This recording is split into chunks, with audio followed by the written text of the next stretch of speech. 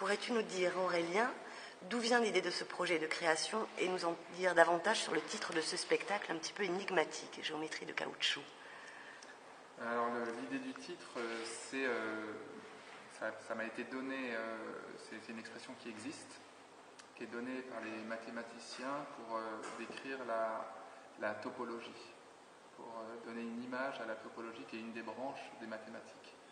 Et ce projet, je suis venu à la topologie, enfin à m'intéresser à la topologie. Déjà dans mon travail, je m'intéresse beaucoup aux mathématiques, dans toujours ce rapport à l'espace dans mes créations. Et là, je me suis intéressé à la topologie en particulier parce que je propose de mettre un chapiteau sous un chapiteau, un espace dans l'espace qui est un problème topologique. Et donc, je me suis intéressé à la topologie, une branche des mathématiques que je connaissais très peu. Et un des premiers trucs sur lesquels je suis tombé, si on tape sur Google topologie, on tombe sur l'expression géométrie de caoutchouc, qui est une très bonne expression, c'est-à-dire c'est considérer l'espace dans toute sa capacité de se transformer. Pas en tant que tel, mais comme sa limite, et donc c'est un peu un rond, un carré en topologie, c'est la même chose. Une sphère, un cube, c'est exactement le même espace, c'est la même topologie. Donc j'ai trouvé ça incroyable, parce que géométrie de caoutchouc, c'est évidemment, on pense aussi à un chapiteau, c'est une géométrie de caoutchouc. Et puis aussi une dernière image, une métaphore que j'ai trouvée, c'est l'être humain, qui est dans sa plasticité et dans sa malléabilité, qui est aussi une sorte de géométrie de caoutchouc, et particulièrement aussi le circassien, le corps du circassien, le corps de l'acrobate, qui est le corps du contorsionniste, qui est cette géométrie de caoutchouc. Donc voilà l'idée du titre. Le chapiteau évoque indéniablement l'univers du cirque, avec un imaginaire très fort. De quelle façon as-tu choisi de le traiter ou de t'en affranchir? En fait, au niveau du cirque, je suis parti dans l'idée que je ne savais pas ce que c'était, et que personne ne sait ce que c'est. Et en tout cas, personne n'a de réponse, et tout le monde a la sienne, et c'est même pas des réponses en fait. Donc je ne suis pas parti sur l'idée du contenu. Le contenu cirque, je ne sais pas ce que c'est, alors je suis parti de l'idée du contenant. Qu'est-ce qui contient le cirque? Et le chapiteau a cette connotation très très forte. On voit un chapiteau et on pense cirque. Donc c'est une architecture, un espace connoté. Et ça m'a beaucoup intéressé, moi qui m'intéresse à l'espace, de prendre un espace qui a une connotation extrêmement forte. Et de m'intéresser qu'au contenant. Alors voyons le cirque, voilà un chapiteau, et voilà, je prends ce chapiteau à bras le corps, dans sa matérialité, dans sa plasticité. Qu'est-ce que c'est cet espace et qu'est-ce que je peux en faire? Et que t'a offert justement le chapiteau, ces possibilités? Qu'est-ce que tu as pu y découvrir que tu ne connaissais pas? Comment tu en as joué? Alors là, on continue à le faire, c'est pas fait, donc je suis en pleine répétition, et donc j'aime aborder les choses avec un regard naïf, un regard neuf, et de regarder cette forme, de voir ce qu'elle peut révéler en fait, comme imaginaire. Donc je ne peux pas trop révéler les scènes du spectacle parce que je suis même pas sûr que le jour de la première ça y sera encore, et puis deux, c'est un travail d'élaboration progressive avec les acteurs et sans a priori, c'est-à-dire j'ai pas voulu raconter une histoire au départ, même si au final c'est quand même assez narratif. Alors comment avez-vous, toi et l'équipe artistique, apprivoisé le chapiteau, à moins que ce ne soit l'inverse? Le premier temps sous le chapiteau, comment vous avez pu évoluer, parce que c'était la première fois que tu travailles dans un lieu comme celui-ci, qui est un peu l'objet qui est carrément l'objet du spectacle, et comment se sont passées les sessions de travail quand vous avez intégré le chapiteau?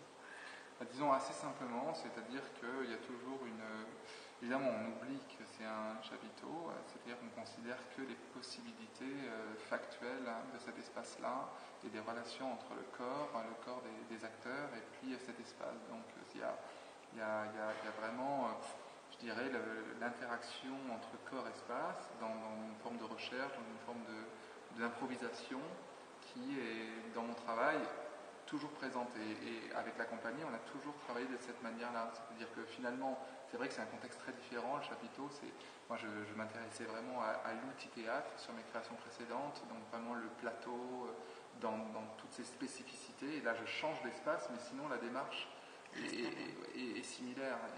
C'est-à-dire que la scénographie est centrale. Presque la scénographie est un acteur du spectacle. Elle agit sur les acteurs autant que les acteurs vont essayer d'agir sur elle, et elle définit plusieurs espaces qui dessinent finalement la dramaturgie, ce que ça raconte. Donc pour moi, c'est évidemment très très important ce chapiteau, et ça a été voilà, on est complètement dedans depuis quelques mois, et on essaye d'en sortir quelque chose qui nous surprenne, qu'on n'avait pas imaginé avant. C'est toujours le challenge et l'enjeu des répétitions et d'une création. C'est de tomber sur des choses qui nous surprennent. Si je tombe sur des choses que j'avais imaginées avant, je trouve que c'est un petit peu décevant. Enfin, pas décevant, mais attendu. Bon, bah oui, on peut imaginer ça, mais les choses qui vraiment on n'avait pas imaginées, comme c'est le cas sur quelques scènes, ça fait vraiment plaisir. C'est prendre en fait comme des plasticiens ou comme n'importe quel artiste une matière, et là essayer de la transformer, et voir ce qu'elle nous raconte. Comment as-tu imaginé la relation entre les spectateurs et le chapiteau, le spectacle ? Disons que j'ai vraiment raisonné d'une manière très très simple sous un chapiteau, c'est-à-dire qu'en gros, je voulais que les gens soient bien assis et voient bien, ce qui n'est pas souvent le cas dans un chapiteau. Donc je voulais éviter les 4 mâts, qu'il n'y ait personne face à un mât. Et donc je suis arrivé très simplement à un dispositif quadrifrontal pour cette raison-là. Et j'ai été très aidé du fait que le chapiteau est un chapiteau carré.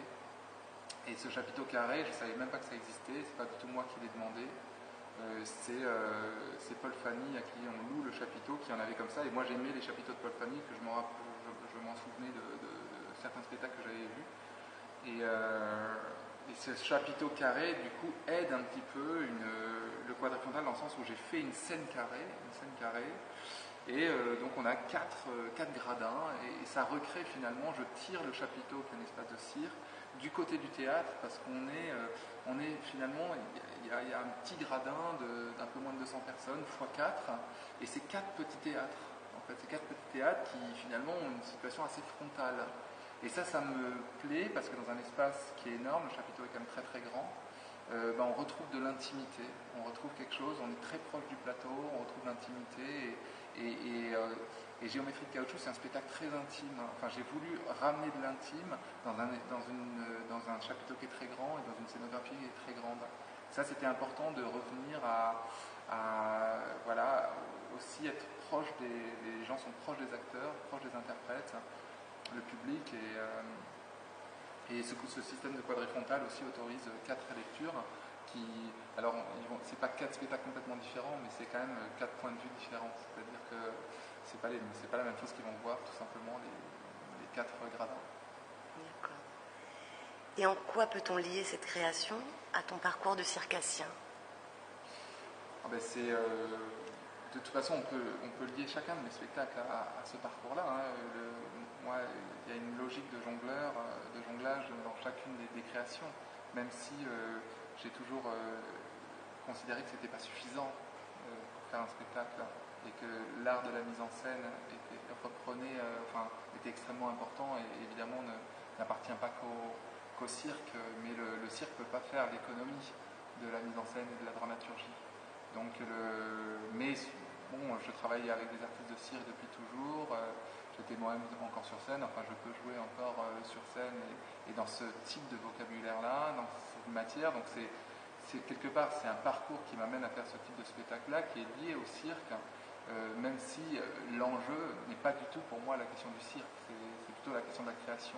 Mais par contre, cette physicalité, cette attention toujours à avoir la physique du corps, et qui est en dialogue avec la physique de l'espace, ça c'est très présent. Et en gros, mes spectacles, c'est le mouvement du corps et le mouvement de l'objet, qui sont les 2 piliers aussi de l'école circassienne. Donc, il y a des liens très forts. Ouais. Merci beaucoup, Aurélien.